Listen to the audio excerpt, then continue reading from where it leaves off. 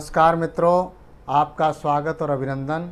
मित्रों, आज हम बात करेंगे एक ऐसे रोग पर जिसको आयुर्वेद में वायु रोगों के अंदर माना जाता है। वायु के जो 80 प्रकार के रोग जो गंभीर रोगों की श्रेणी में आते हैं, उसमें एक रोग ये भी है जिसको पक्षाघात कहा जाता है, जिसको लोग लकवा भी कहते हैं, फालिज भी कहते हैं। मित्रों, एक ऐसा गंभीर रोग है जो व्यक्ति को एक बार अगर जीवन में हो जाए तो उसका सामान्य जीवन जीना बड़ा संकट में पड़ जाता है। मित्रों, आज अगर विश्व के अंदर विकलांगता के केस को देखा जाए तो सबसे प्रमुख बहुत बड़ा कारण ये रोग है। आज 4 लोगों में से एक लोग व्यक्ति पर इस रोग के होने का खतरा मंडरा रहा है। मित्रों, कल तक जो व्यक्ति आपको सामान्य जीवन जीता हुआ अपने बीच में दिखाई देता था, बिल्कुल स्वस्थ दिखाई देता था, परंतु अचानक के साथ कुछ ही सेकंड में एकदम उसके किसी अंग ने कार्य करना बंद कर दिया। मित्रों, इस रोग के प्रमुख लक्षण हैं मुंह का टेढ़ा होना, एक हाथ और एक पैर या तो दाहिना या बायां कोई भी एक तरफ का हाथ और पैर का कार्य करना बंद कर देना। मित्रों, इसका प्रमुख कारण है कि जब ब्लड के अंदर जो ब्लड वेसल्स में ब्रेन के अंदर ब्लड सप्लाई होती है तो क्लोट के कारण वो ब्लड सप्लाई जिस तरफ रुक जाती है, वहाँ पर उस सप्लाई से प्रभावित जो भी अंग है वो कार्य करना बंद कर देते हैं तुरंत। कभी कभी ब्लड प्रेशर के कारण, चूँकि ये ब्लड प्रेशर और तनाव का बहुत प्रमुख इस रोग का कारण है, इसके कारण अगर बीपी बढ़ गया बहुत ज़्यादा तो ब्लड वेसल्स फट भी जाती है, और जब ब्लड वेसल्स फट जाती हैं तो ब्लड ब्रेन के अंदर बहने लगता है और बहुत तेज़ी से फैल करके और इन्फेक्शन हो करके रोगी की मृत्यु तक हो जाती है। ब्रेन सेल्स डेड होने लगती है, अंग डैमेज होने लगते हैं, मुंह टेढ़ा हो जाता है, हाथ पैर में शक्ति नहीं रहती, अचानक से बेहोशी आती है, उल्टी और चक्कर आने लगते हैं। इसके प्रमुख लक्षण हैं। मित्रों, इस रोग की संभावना सर्वाधिक यदि किसी को होती है तो जो व्यक्ति अपने जीवन में संतुलित भोजन नहीं करते, जो व्यक्ति मोटापे से ग्रस्त रहते हैं, जो शारीरिक व्यायाम नहीं करते, जो व्यक्ति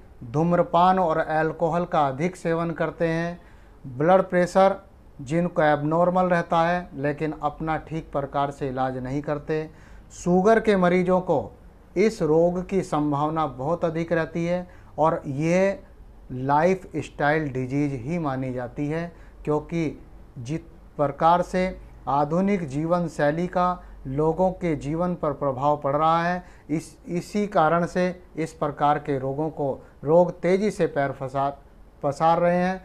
लेकिन मित्रों, सबसे ज़्यादा अगर आप अपने जीवन में संतुलित जीवन और दिनचर्या का आयुर्वेद के अनुसार पालन करेंगे तो इस रोग से निश्चित रूप से बचा जा सकता है। अगर आपको ये रोग हो गया है या आप इससे बचना चाहते हैं तो मित्रों, योगासनों का अभ्यास, प्राणायाम का अभ्यास, और प्राणायाम में विशेष रूप से बाह्य प्राणायाम, भ्रामरी प्राणायाम, नाड़ी शोधन प्राणायाम और अग्निसार क्रिया के साथ साथ ध्यान का अभ्यास यदि आप करते हैं, नियमित रूप से अपने जीवन में पालन करते हैं तो निश्चित रूप से आप समझिए कि आपको ब्लड क्लॉटिंग की कोई समस्या नहीं होगी।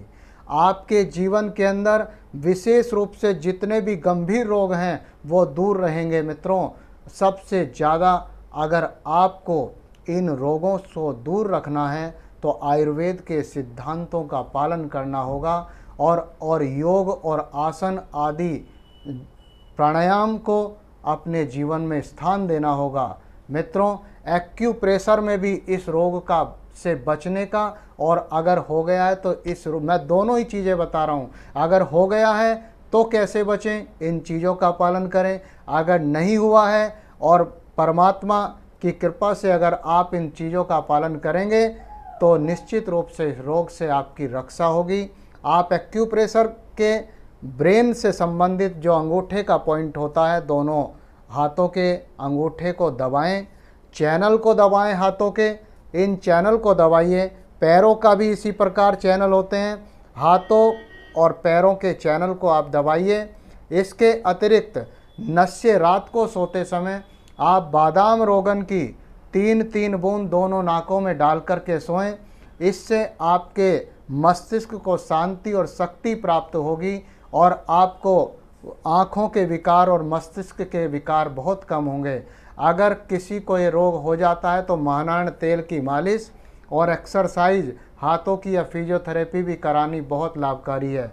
दालचीनी, हल्दी, लहसुन, अदरक और नींबू का सेवन अधिक से अधिक करें, जिससे ब्लड क्लॉटिंग की समस्या नहीं होगी, बीपी भी आपका कंट्रोल में रहेगा।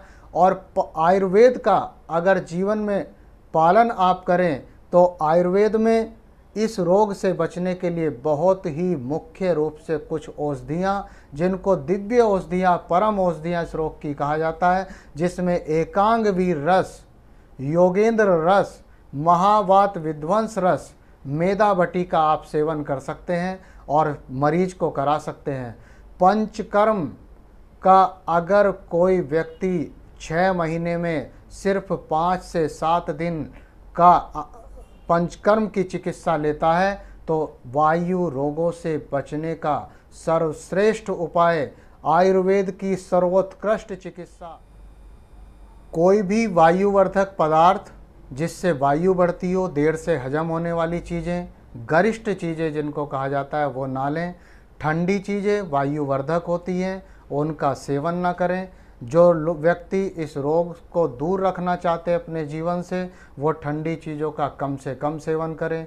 सुपाच्य भोजन, हरी सब्जियां, फल, सलाद, पपीता अधिक से अधिक खाएं और तली भुनी चीज़ों का, फैटी फ्राई, डीप फ्राई चीज़ें, फास्ट फूड, जंक फूड के सेवन से बचें।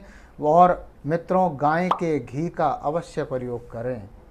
गाय का घी निश्चित रूप से आपको वायु के रोगों से बचाएगा। गाय का घी और दूध का आप सेवन करें। मित्रों, अगर आप इन सिद्धांतों का अपने जीवन में पालन करते हैं तो आपको इस भयंकर महाव्याधि से आपकी रक्षा होगी। मित्रों, अगली वीडियो में वायु रोग के एक अन्य किसी महाव्याधि के ऊपर मैं आपको अपने विचार व्यक्त करूंगा। आज की वीडियो में सिर्फ इतना ही। आपको सादर नमस्ते, बहुत बहुत धन्यवाद। मेरी इस वीडियो को लाइक करें, शेयर करें और चैनल को सब्सक्राइब करें। मित्रों, आपने बहुत प्यार दिया है, आपका मैं शुक्रगुजार हूँ। धन्यवाद।